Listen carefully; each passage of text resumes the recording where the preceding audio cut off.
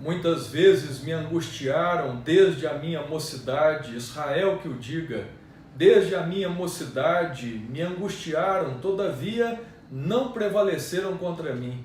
Sobre o meu dorso lavraram os aradores, nele abriram longos sulcos. Mas o Senhor é justo, cortou as cordas dos ímpios. Sejam envergonhados e repelidos todos os que aborrecem a Sião. Sejam como a erva dos telhados, que seca antes de florescer, com a qual não enche a mão o ceifeiro, nem os braços o que ata os feixes. E também os que passam não dizem: a bênção do Senhor seja convosco. Nós vos abençoamos em nome do Senhor. Irmãos queridos, graça e paz, com temor e tremor, nossa reflexão na noite desta quinta-feira é nos versos finais do 10º Salmo de Romagem, Salmo de número 129, versículos de número 5 a 8. Sejam envergonhados e repelidos todos os que aborrecem a Sião. Nós, meus irmãos queridos, podemos abordar os versículos de número 5 a 8 deste Salmo de Romagem, o Salmo dos degraus, dos peregrinos, da igreja forasteira, do ponto de vista pessoal, com sangue nos olhos. Ou também, meus irmãos, podemos abordar este salmo na perspectiva bíblica, acerca de como devemos lidar com aqueles que nos aborrecem. Deus, IPT, decidiu incluir este e os demais salmos imprecatórios nas Escrituras para o nosso benefício e a sua própria glória.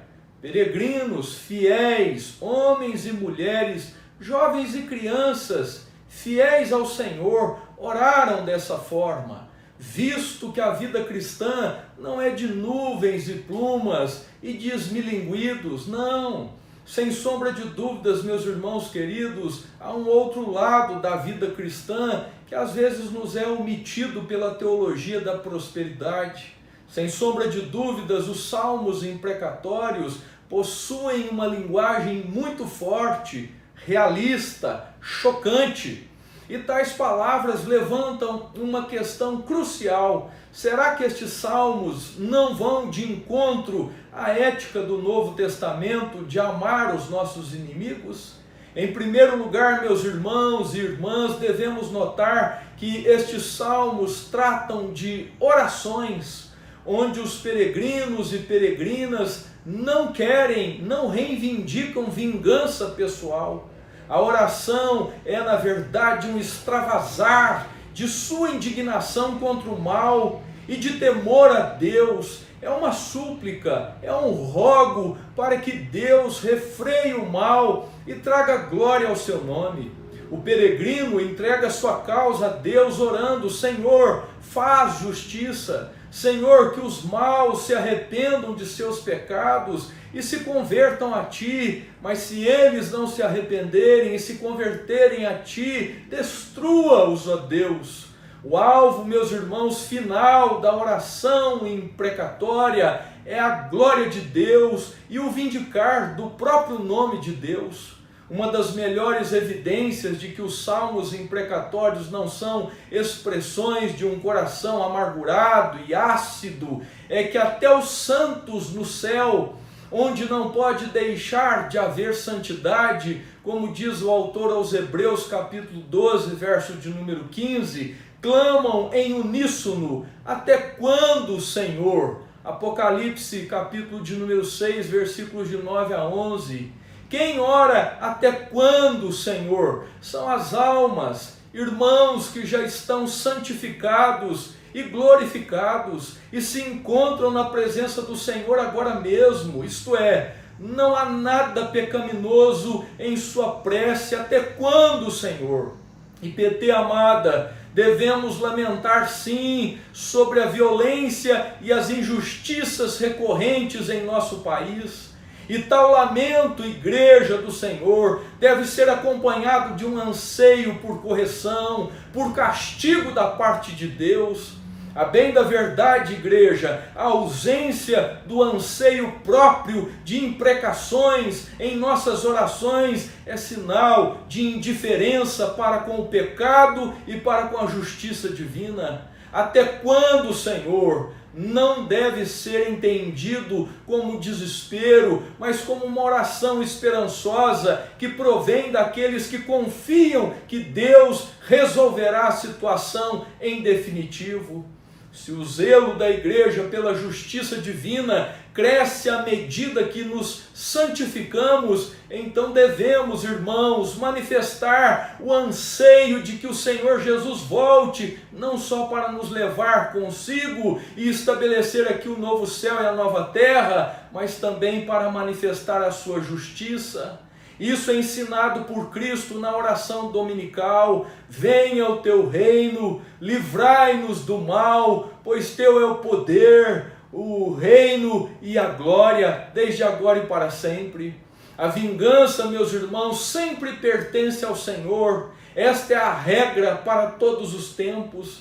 Então, de onde tiramos a ideia de que é errado pedir para Deus trazer julgamento sobre os ímpios?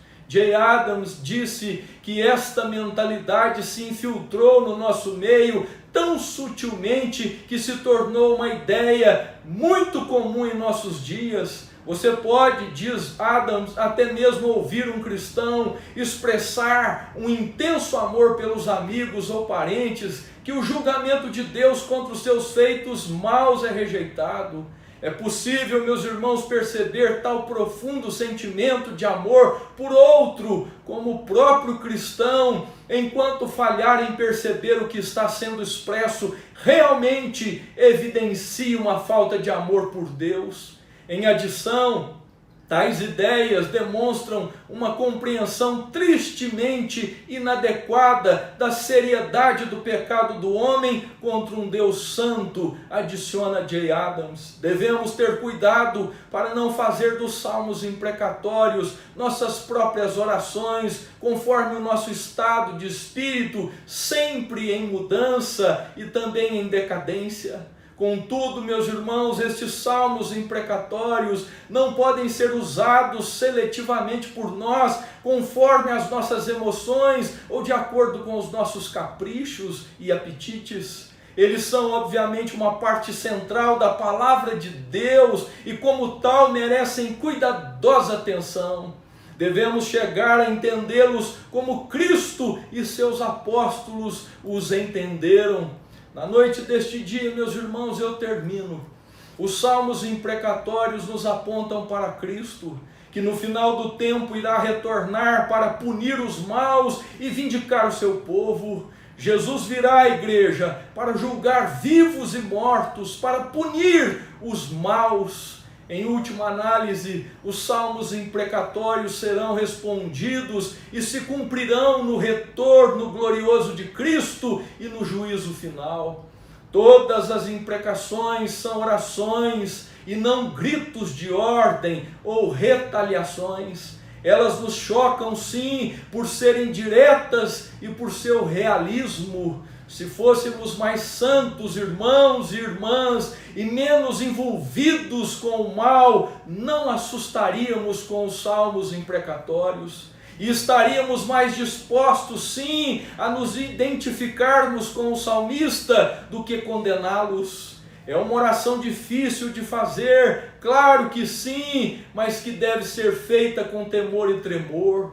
O peregrino não ora para si. Não é a família, a carreira, o bem-estar do peregrino que está em jogo, mas é o nome de Deus, é a cidade de Deus, é o povo da aliança, é a igreja do Senhor, é Sião, num Brasil onde milhares de mortes por arma de fogo por ano só aumentam, num Brasil de abortos, crimes impunes e não solucionados, de vítimas nunca vindicadas. Não devemos orar até quando, Senhor? Que Deus nos ajude, PT. Maranata, teu é o reino, ó Deus. O teu reino é sempre eterno, firmado em misericórdia, justiça e igualdade, bondade e fidelidade. A tua igreja te adora. Uma abençoada noite, meu irmão e minha irmã.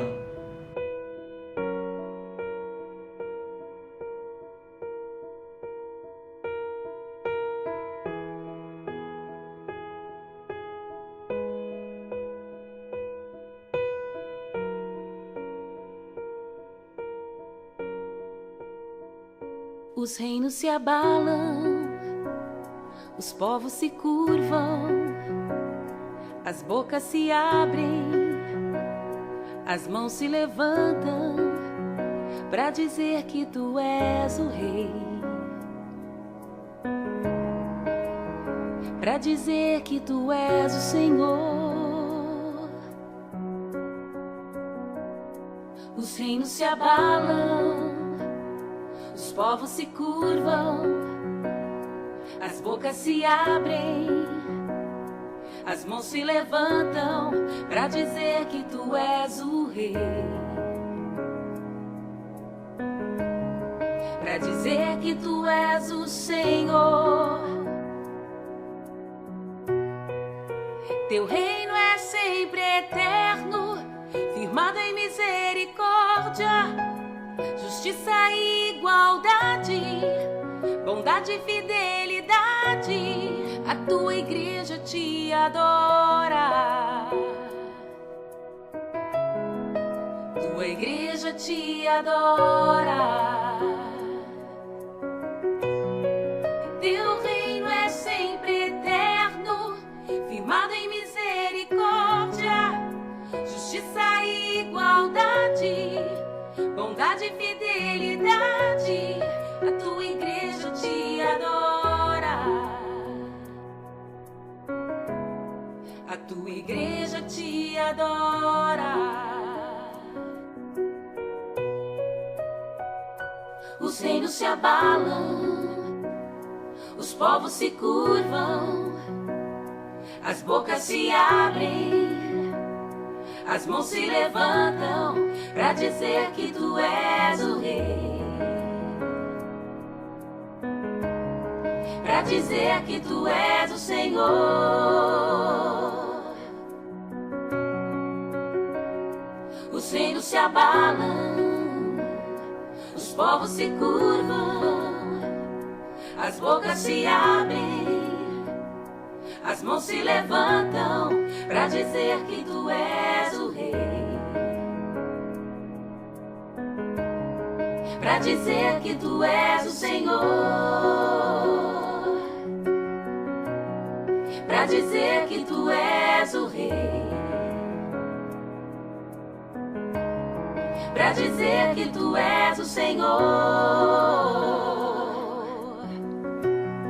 para dizer que tu és o rei, para dizer que tu és o Senhor, para dizer que tu és o rei, para dizer que tu és o Senhor.